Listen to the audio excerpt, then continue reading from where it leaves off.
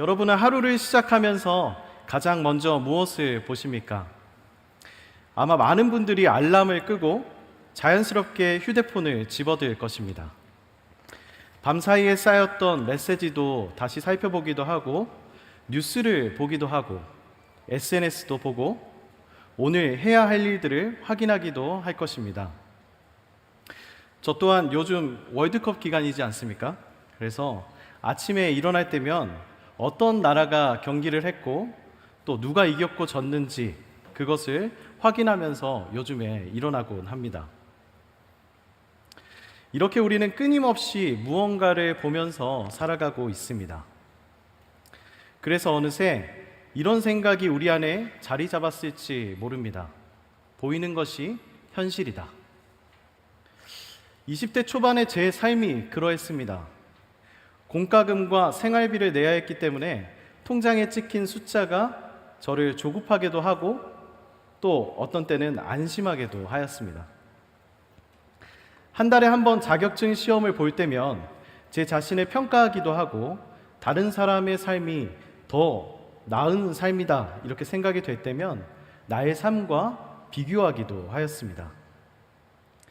눈앞에 펼쳐진 환경이 좋아 보이면 미래도 밝아 보이는 것 같았고, 상황이 어려워 보이면 모든 것이 끝난 것처럼 느껴질 때가 많이 있었습니다.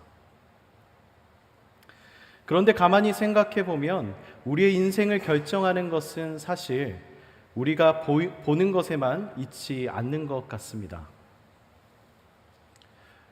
어떤 사람은 넌 할 수 있어, You can do it, 이 한마디를 듣고 다시 일어서기도 합니다.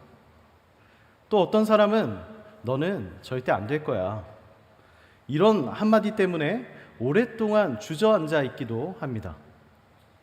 의사의 진단 한마디에 삶의 방향이 바뀌고 사랑하는 사람의 고백 한마디에 인생의 의미가 달라지기도 합니다. 그렇기에 우리는 보는 존재인 동시에 듣는 존재입니다. 어쩌면 생각보다 더 많이 우리는 우리 귀로 들은 것대로 그것을 따라 살아갑니다. 그래서 성경은 흥미롭게도 보라 라는 말보다 들으라 라는 말을 더 중요하게 다루고 있습니다. 이스라엘 신앙의 가장 중요한 고백은 이렇게 시작됩니다. 이스라엘아 들으라, 쉐마 이스라엘. 신명기 28장 1절 또한 듣는 것의 복을 이야기하고 있습니다. 너가 너의 하나님 여호와의 말씀을 듣고 내가 오늘 너에게 명령하는 그의 모든 명령을 지켜 행하면 너의 하나님 여호와께서 너를 세계 모든 민족 위에 뛰어나게 하실 것이라. 아멘. 예수님께서도 우리에게 수없이 말씀하셨습니다. 들을 귀 있는 자는 들을지어다. 하나님은 우리에게 먼저 보라고 말씀하시기보다 들으라고 말씀하고 계십니다. 왜냐하면 사람의 눈은 지금 보이는 현실에 묶일 때가 많지만 귀는 하나님의 약속을 붙들기 때문입니다. 오늘 우리가 읽은 시편 1편도 마찬가지입니다. 우리는 이 시편을 읽으면서 흔히 의인과 악인의 차이를 생각할 때가 있습니다. 그러나 조금 더 깊숙이 묵상하며 읽어가다 보면은 시편 1편은 사실 한 가지 질문을 우리에게 던지고 있습니다. 당신은 지금 누구의 음성을 들으며 살아가고 있습니까? 악인은 악인의 꾀를 따라갑니다. 또한 죄인의 길을 따릅니다. 오만한 자들의 자리에 앉습니다. 끊임없이 누군가의 영향력과 누군가의 목소리 속에 살아가곤 합니다. 반면에 복 있는 사람은 하나님의 말씀을 즐거워하며 주야로 묵상한다 말씀하고 있습니다. 하나님의 음성에 자기 자신을 고정시키며 살아갑니다. 결국 시편 1편이 말하는 복은 더 많이 가진 사람의 복을 이야기하고 있는 것이 아닙니다. 더 많이 본 사람의 복도 아닙니다. 누구의 음성을 듣고 살아가는지를 알고 있는 사람의 복을 이야기하고 있습니다. 오늘 말씀을 통해 우리 자신에게 질문을 해보기 원합니다. 나는 지금 누구의 목소리를 가장 크게 듣고 있는가? 그것이 세상의 소음인가? 사람들의 평가인가? 내 안의 두려움인가? 아니면 여전히 지금 오늘도 이 자리에서 나에게 말씀하시는 하나님의 음성인가?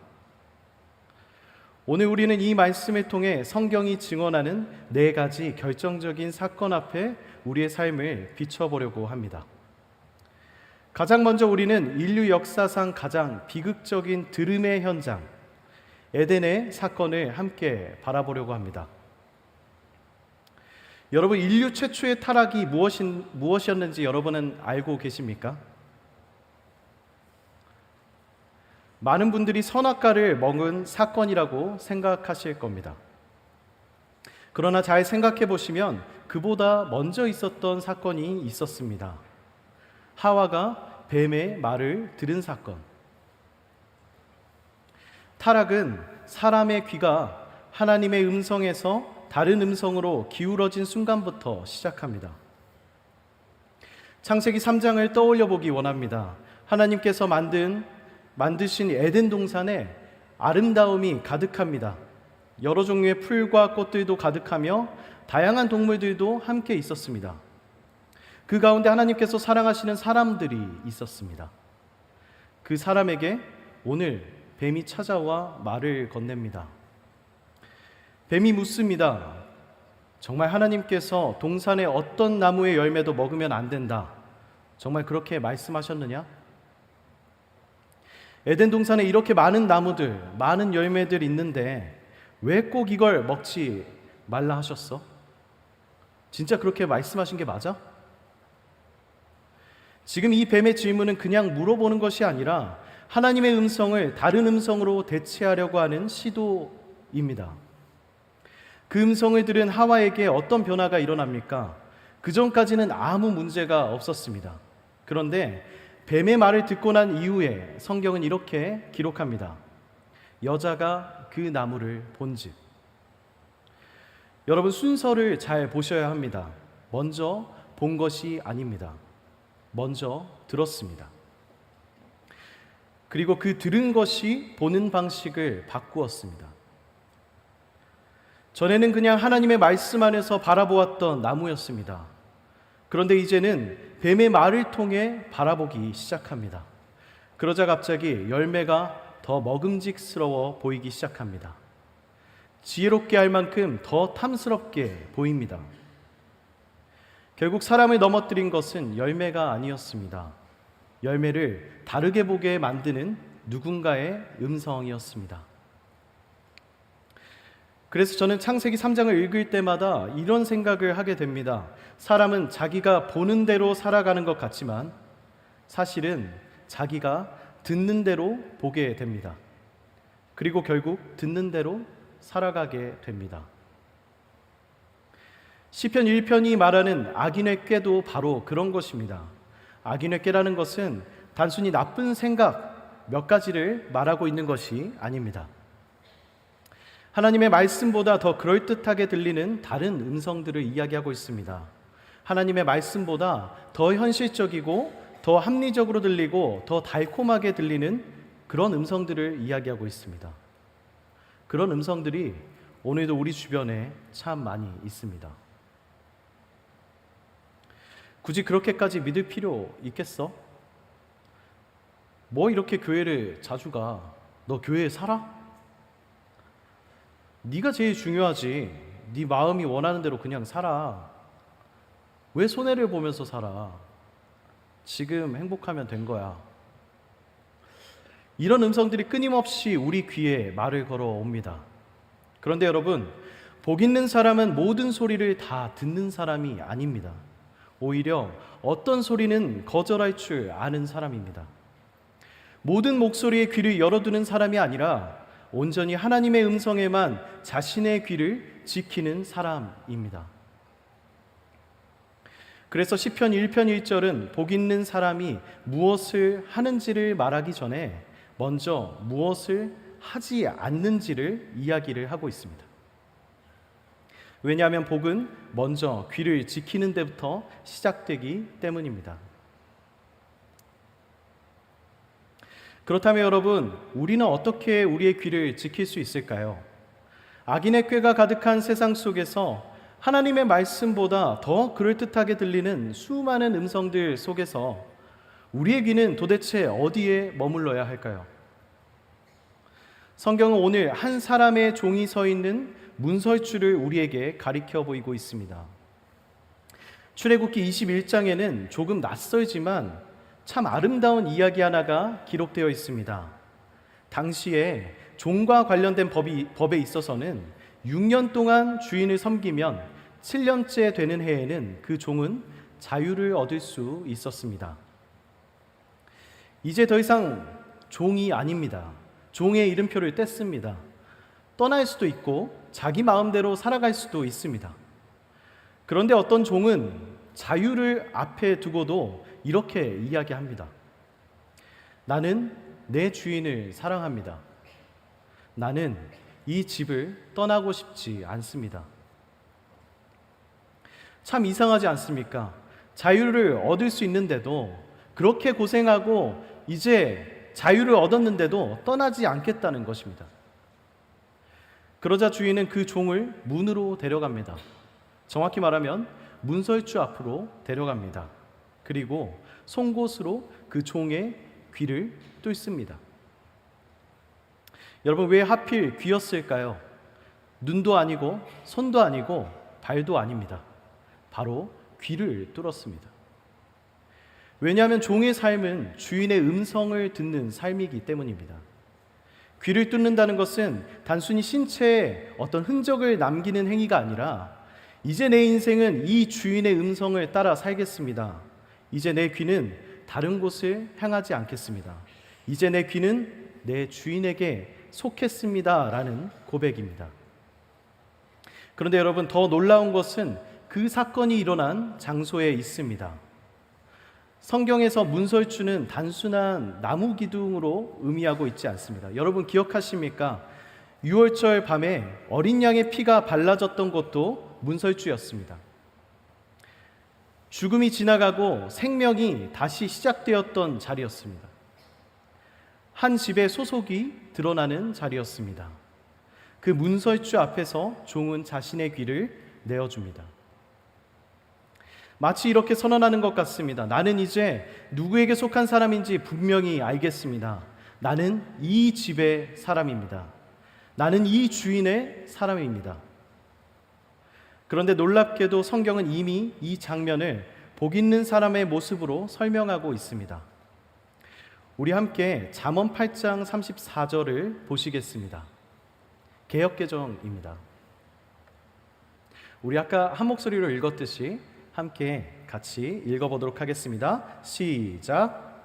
누구든지 내게 들으며 날마다 내 문 곁에서 기다리며 문설주 옆에서 기다리는 자는 복이 있나니. 아멘. 여러분 참 놀랍지 않습니까? 복 있는 사람을 설명하면서 성경은 어떤 사람이 복된 사람이라고 이야기하고 있습니까? 바로 문 곁에 서 있는 사람입니다. 문설주 옆에서 기다리는 사람입니다. 그러한 사람은 분주하게 뛰어다니지 않습니다.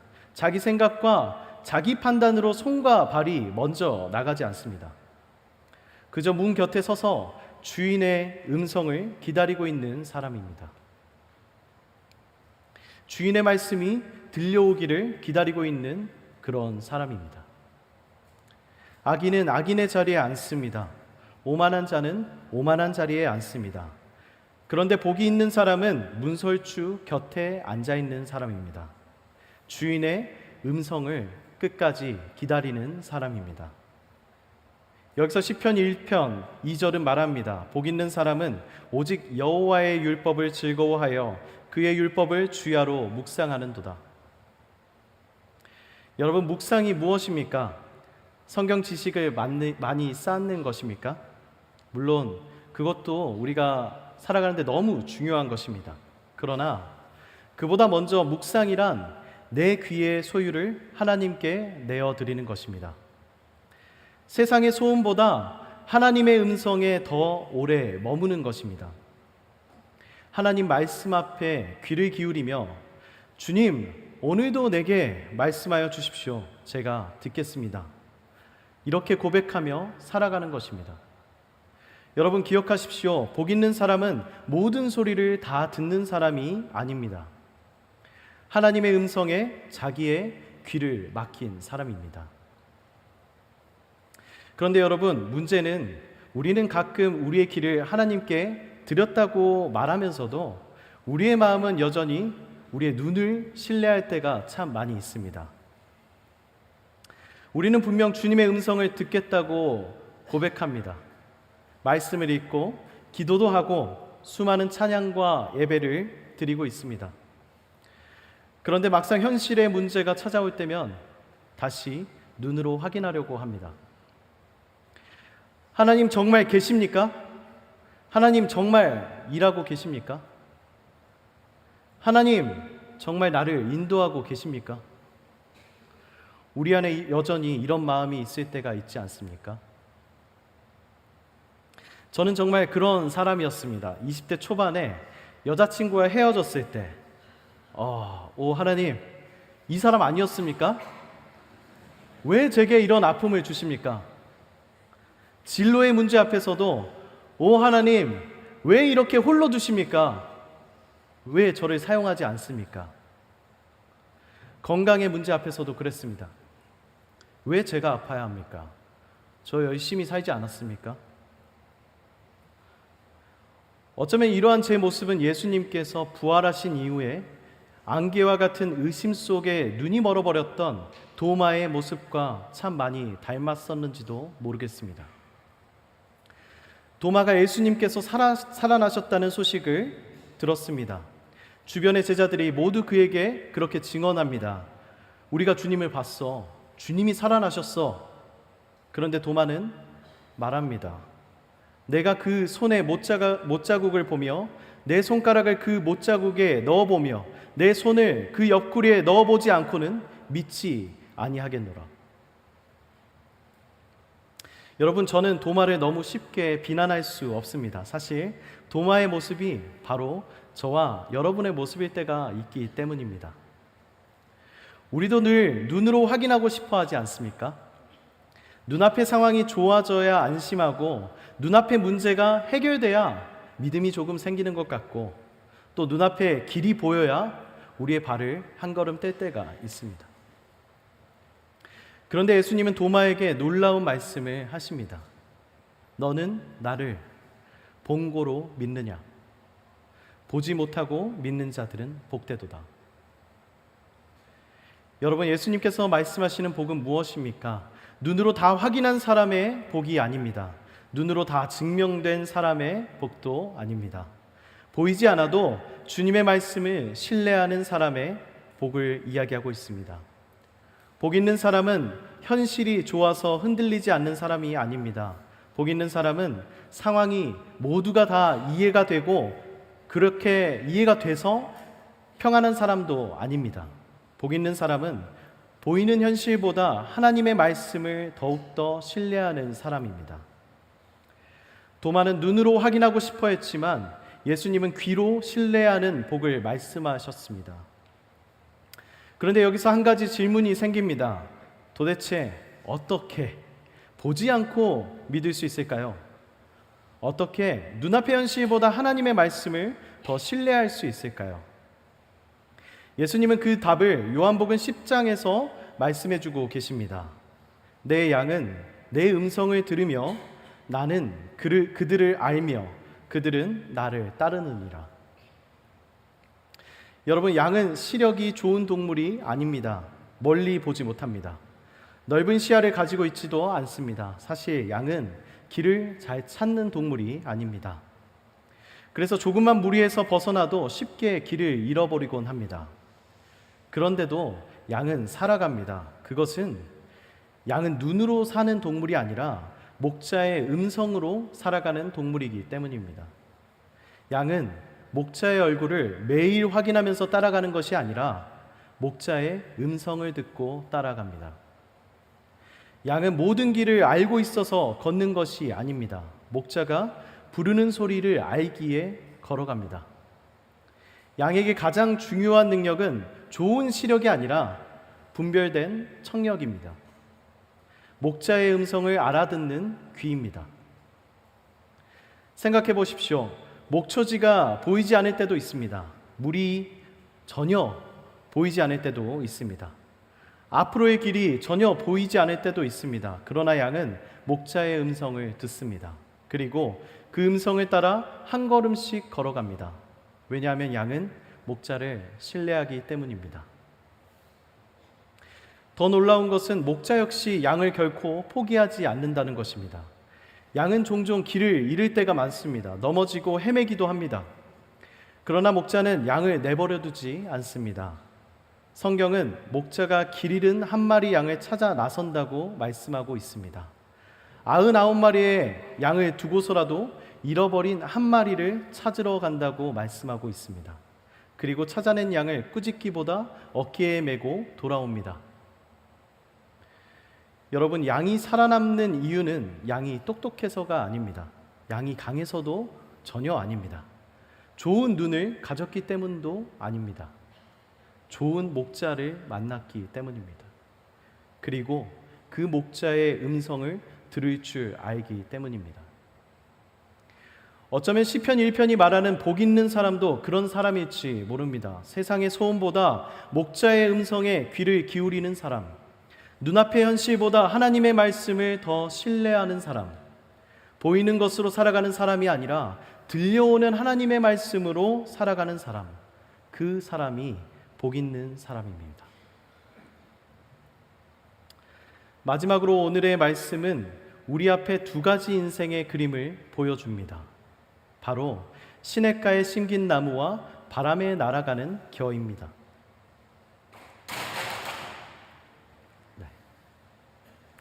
시냇가에 심겨 있다는 것은 나무의 뿌리가 생명의 근원에 연결되어 있다는 뜻입니다. 나무가 살아가는 힘은 눈에 보이는 날씨에서 나오지 않습니다. 뜨거운 태양 아래 있는지, 비가 내리는지, 바람이 부는지에 의해서 결정되지 않습니다. 나무를 살리는 힘은 보이지 않는 땅 밑에서 끊임없이 공급되는 물에 있습니다. 하나님의 음성을 듣는 사람의 삶도 이와 같습니다. 때로는 이해할 수 없는 일들이 찾아올 때가 있습니다. 설명되지 않는 아픔이 나를 옥죄일 때도 있습니다. 아무리 기도해도 응답이 보이지 않을 때가 있고 최선을 다했는데도 길이 막힌 것처럼 느껴질 때가 있습니다. 마치 인생의 가뭄이 찾아온 것 같은 순간들을 우리는 살아가면서 너무나 자주 마주하곤 합니다. 그런데도 하나님의 음성을 쫓아 살아가는 사람은 말라 죽지 않습니다. 왜냐하면 그의 뿌리가 내 앞에 보이는 상황에 박혀 있는 것이 아니라 하나님의 말씀에 박혀 있기 때문입니다. 눈앞에 보이는 현실보다 하나님의 약속에 그 뿌리가 더 깊이 연결되어 있기 때문입니다. 그래서 내 앞에 보이는 상황은 여전히 가뭄인데도 속사람은 살아 있습니다. 눈물은 흘리지만 무너지지 않습니다. 흔들리기는 하지만 절대로 뽑히지 않습니다. 성경은 바로 이런 삶을 형통한 삶이라고 말씀하고 있습니다. 반면에 하나님의 음성이 없는 인생은 겨와 같습니다. 겨는 알맹이가 빠져나간 빈 껍데기입니다. 겉으로 보기에는 곡식과 비슷해 보일 수 있습니다. 우리가 먹을 수 있을 것처럼 보이기도 합니다. 하지만 그 안에는 생명이 전혀 없습니다. 심어도 열매를 맺을 수가 없고 누군가를 먹일 수도 없는 것이 겨입니다. 그래서 바람이 불면 그대로 날아가 버립니다.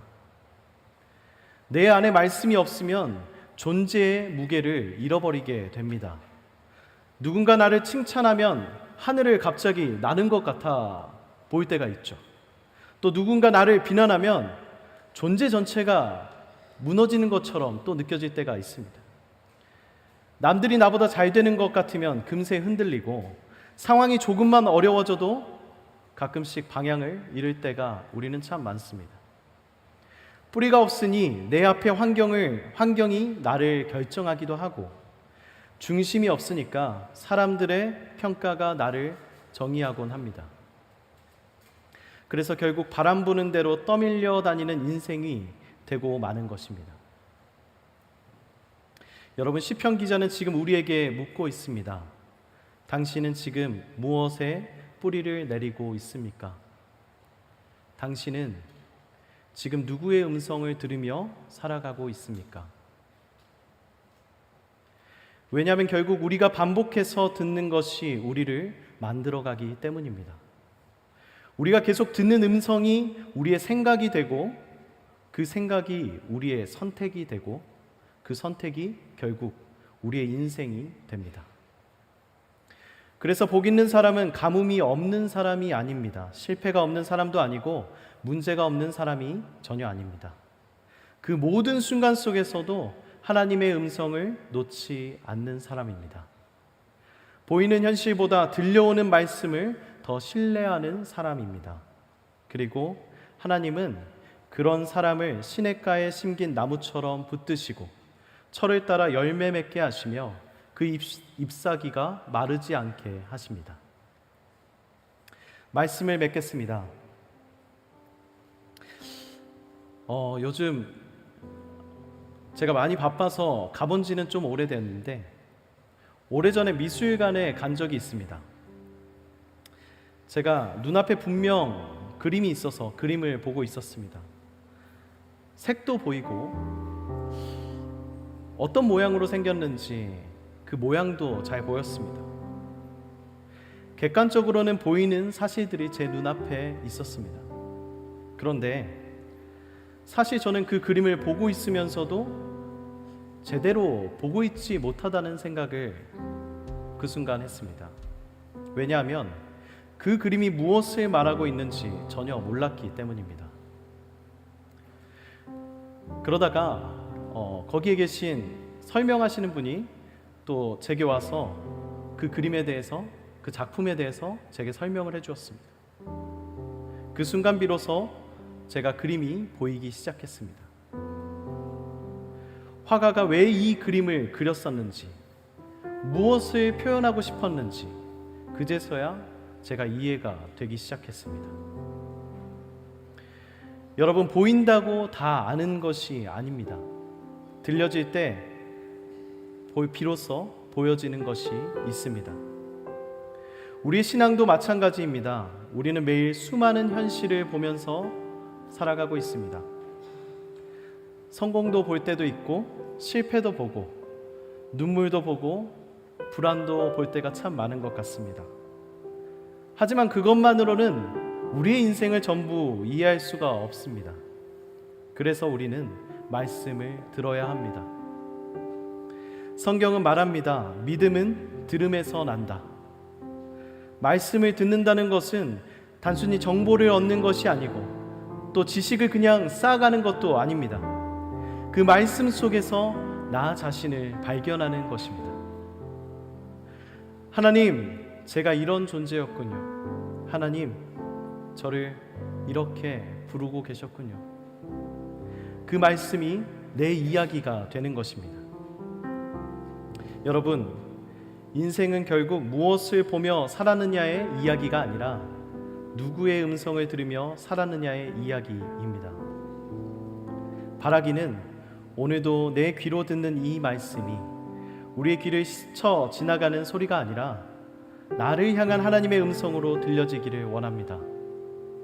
그 말씀 안에서 나를 발견하고 그 말씀 안에 뿌리 내려서 시냇가에 심긴 나무처럼 살아가는 우리 모두가 되기를 주님의 이름으로 축복합니다. 우리 시간 함께 하나님의 음성을 사모하는 마음을 가지고 다 같이 함께 일어나셔서 주님 말씀하시면 함께 전심으로 찬양하며 나아가시겠습니다.